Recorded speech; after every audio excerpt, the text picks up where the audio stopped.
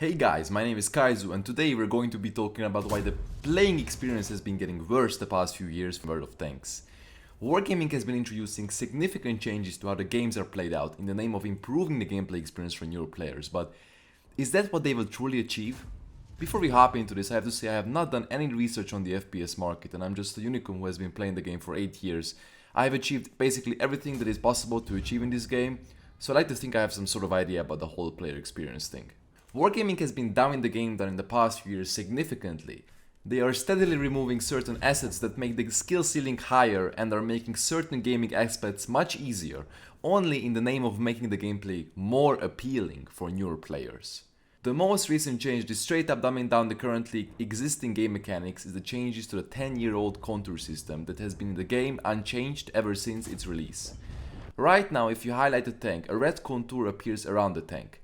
Wargaming is planning to change this contour system and make it much simpler to help players differentiate the tank's parts that are behind solid cover or smaller obstacles that you can shoot through. This change is meant to help out new players understand the aiming system more, but is essentially dumbing down an existing mechanic that nobody really has issues with or asks Wargaming to do something about. In case you have heat ammunition loaded, this mechanic even allows you to see all kinds of obstacles heat rounds won't go through, completely killing any kind of counterplay against certain kinds of tanks that load a lot of heat.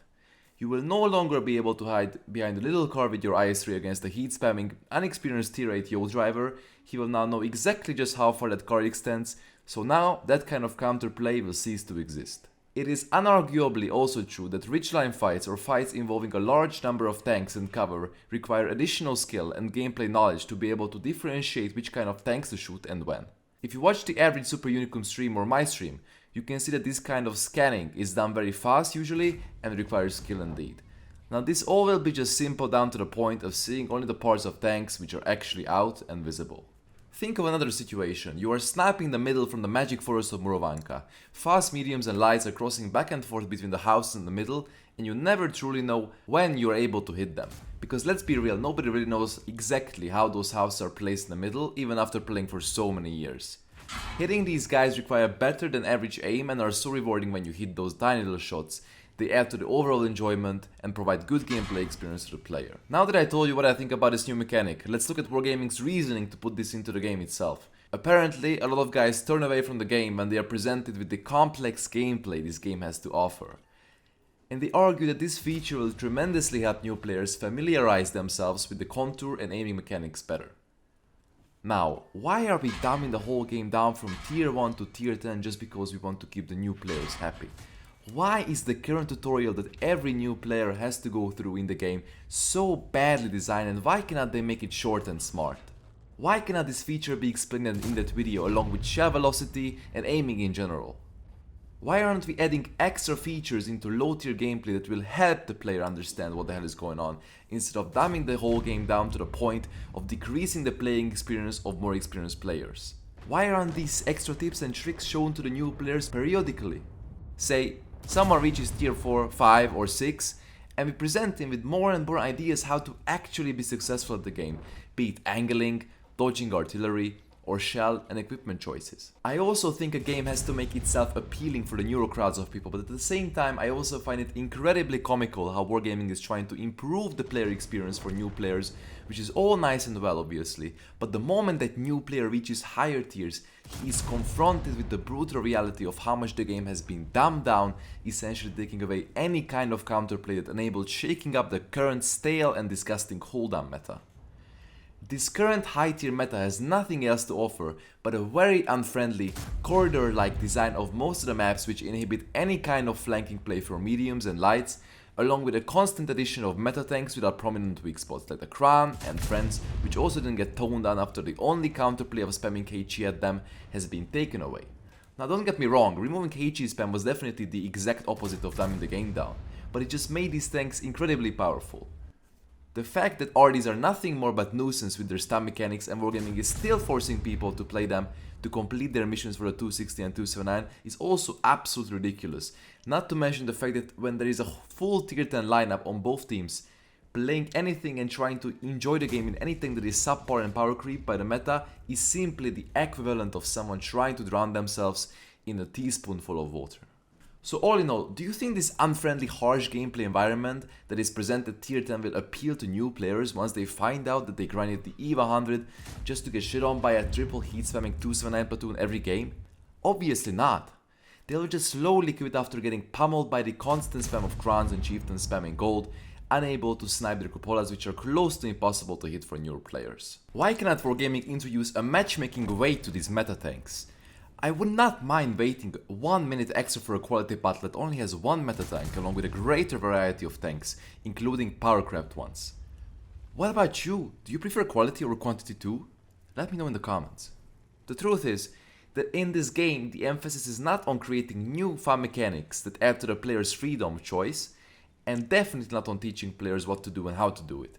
Instead, the focus is on dumbing the game down to the point where it's just going to be any kind of brainless shooter without requiring the players to immerse themselves in the depths of learning all the stuff that experienced players already know. Take tier 9 as an example. I feel like as long as tier 9s meet each other, you will definitely and generally have a good game balance.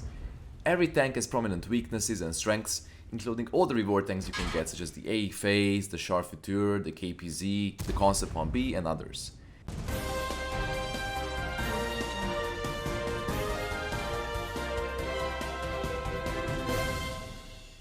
And while I was making this video, news came that Wargaming has designed the tier 9 Chieftain prototype.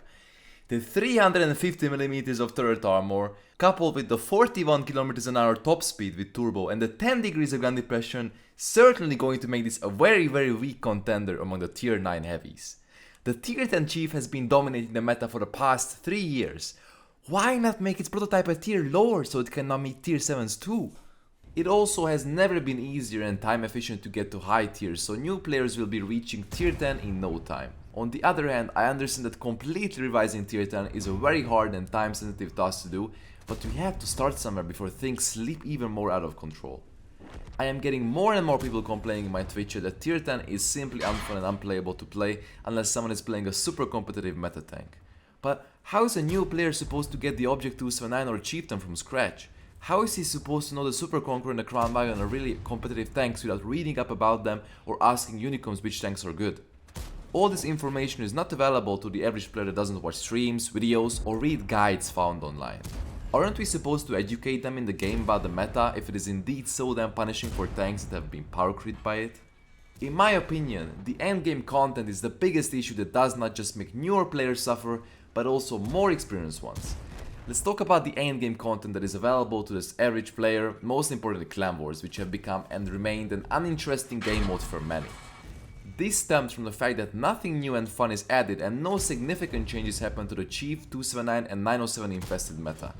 If a new player tries it, he might not even have these tanks, therefore he will have a much worse experience playing as those tanks in a competitive format, and at the same time, this gameplay experience simply became dull and boring for more experienced players, including myself. There is also no format change or really good rewards other than the ones found in the biannually available campaigns, but there is absolutely no effort done to spice these things up or create new ways for people to experience the beauty of how competitive this game can get and how much teamwork can actually matter. Let's be constructive here. What if Wargaming created a test global map season which would comprise of 10v10 matches played with tier 9 tanks only? Oh, imagine the tank variety. They could give the players some really cool camouflages, 3D skins, bonds, gold, and of course some fun to play new reward tanks. Back in the day, campaigns had different stages, tier 6, tier 8, and then finally tier 10. It gave newer players a chance to taste what higher tier competition feels like, and I really like tier 8 too. Nowadays you only have tier 10 chief spam. In my opinion, if you want to keep interest in something, you need to constantly update it and appeal to all player groups, otherwise it will become dull and boring for many. You can also directly tie not having new clan war tanks every campaign season here, which would not be overpowered but should definitely be fun to play. I understand change is hard to do and to be accepted by many, but why not create something experimental, a clan league in different tiers, some ranked league for rewards to be played with some teammates in a smaller than 10v10 format? Just need to keep it spicy and dynamic. Many people love team play, but neither the 15v15 format that is present in clan wars, neither randoms bring it out of people for obvious reasons. According to format change, I'd even love to have a campaign season or clan wars in general for good rewards without allowing reward tanks. This would even appeal to those clans that don't have many players with said reward tanks. World of Tanks is also in a very peculiar, luxurious situation in terms of not having a direct arcade tank shooter competitor on their market. Before you say anything, War Thunder has a very differing flavor as a game compared to what World of Tanks has to offer. This does not really force the hand of developers in sustaining an overly healthy gameplay in my opinion, since many of us stick with their title for the pure reason of lacking a rival on the market.